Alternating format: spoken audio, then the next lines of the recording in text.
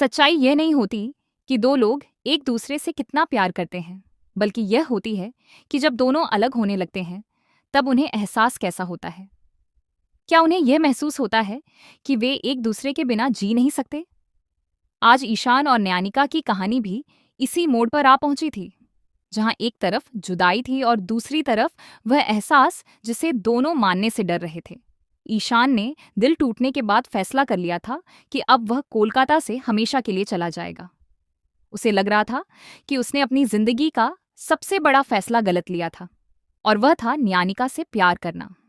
पहले उसकी माँ ने उसे अपनाने से मना कर दिया, और अब न्यानिका भी उससे दूर चली गई। वह खुद से सवाल कर रहा था कि आखिर उसने इतने सपने क्यों देखे? क्या हर प्यार का अंजाम सिर्फ दर्द ही होता है?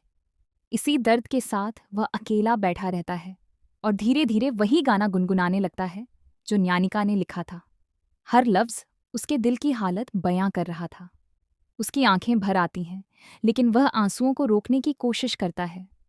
वह खुद को समझा रहा था कि अब सब कुछ खत्म हो चुका है, लेकिन उसे नहीं पता था कि उसकी मोहब्बत अभी उसे मिलने आने वाली है।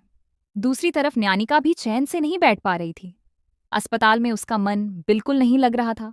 वह सीनियर डॉक्टर के पास जाती है और हाफ डे लीव मांगती है। डॉक्टर हैरान होकर पूछते हैं कि आखिर बात क्या है, क्योंकि न्यानिका ने आज तक इतनी छुट्टियां नहीं ली थीं।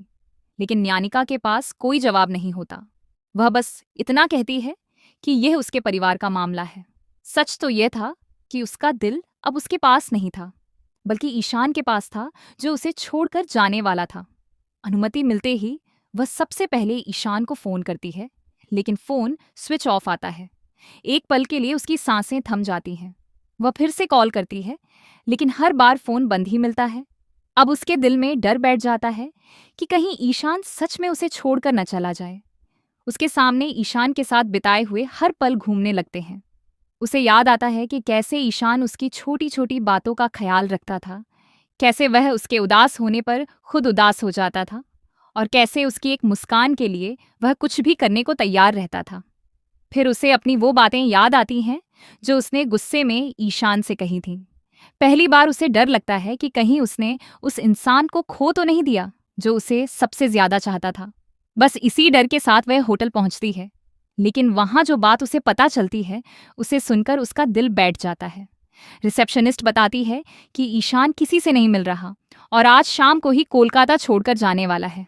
ये सुनते ही न्यानिका की आंखों में आंसू आ जाते हैं। उसके मन में बस एक ही बात चल रही थी कि वह ईशान को नहीं जाने देगी। वह रिसेप्शनिस्ट से गुजारिश करती है कि एक बार ईशान को उसके आने की खबर दे दी जाए। रिसेप्शनिस्ट रूम में कॉल करती है, लेकिन कोई जवाब नहीं मिलता। आखिर में वह न्यानिका को रूम क्लीनिंग स्टाफ के साथ ऊपर भेज देती है। न्यानिका के कदम तेज हो जाते हैं और हर कदम के साथ उसका दिल और तेज धड़कने लगता है। उसे लग रहा था कि अगर आज वह ईशान को नहीं रोक पाई तो वह जिंदगी भर खुद को माफ नहीं कर पाएगी। इधर ईशान अपने कमरे में उदास बैठा होता है। वह किसी से बात नहीं करना चाहता।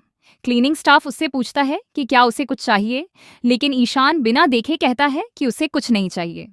तभी उसकी नजर दरवाजे पर पड़ती है और उसका दिल एक पल के लिए थम जाता है।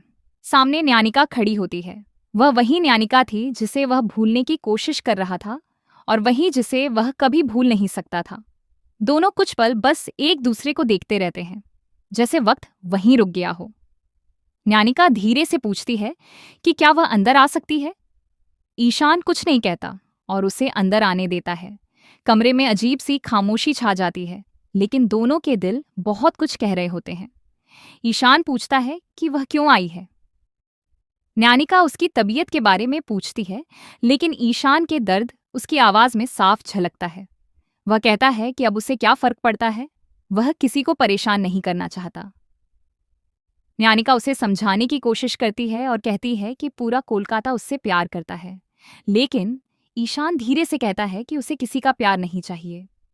यह सुनकर न्यानिका का दिल टूट जाता है, क्योंकि वह जानती थी कि ईशान झूठ बोल रहा है।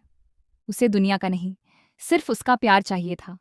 तब न्यानिका धीरे से कहती है कि उसने सुबह से कुछ नहीं खाया। ईशान तुरंत उसकी तरफ देखता है और कहता है कि उसने भी कुछ नहीं खाया। दोनों एक दूसरे को देखते हैं और समझ जाते हैं कि दोनों एक ही दर्द से गुजर रहे हैं। न्यानिका पूछती है कि उसने फोन क्यों बंद कर रखा है। ईशान कहता है कि वह किसी से बात नहीं करना चाहता। लेकिन जब वह पूछता है कि न्यानिका इतनी दूर क्यों आई है, तो उसकी आंखें भर आती हैं। वह धीरे से कहती है कि वह खुद को रोक नहीं पाई। यह सुनते ही ईशान का दिल जोर जोर से धड़कने लगता है। वह उसकी आंखों में देखने लगता है, शायद उन आंखों में अपने लिए प्यार ढूंढ रहा था। न्यानिका रोते हुए पूछती है कि क्या वह कभी वापस नहीं आएगा? क्या आज के बाद दोनों फिर कभी नहीं मिलेंगे? ईशान उसकी आंखों में देखकर पूछता है कि क्या वह चाहती है कि वह फिर से आए। न्यानिका जवाब नहीं दे पाती। उसकी आंखों के आंसू बहने लगते हैं। तभी ईशान अपना सारा दर्द खुलकर बयां कर देता है। वह कहता है कि वह कभी उसकी बेइज्जती नहीं करेगा, कभी उसका दिल नहीं तोड़ेगा। उस पल न्यानिका को महसूस होता है कि जिस इंसान को वह खोने से डर रही थी, वही उसकी जिंदगी का सबसे खूबसूरत हिस्सा बन चुका है। ईशान कहता है कि वह तब लौटेगा जब वह उसे बुलाएगी। यह सुनकर न्यानिका का दिल भर आता है।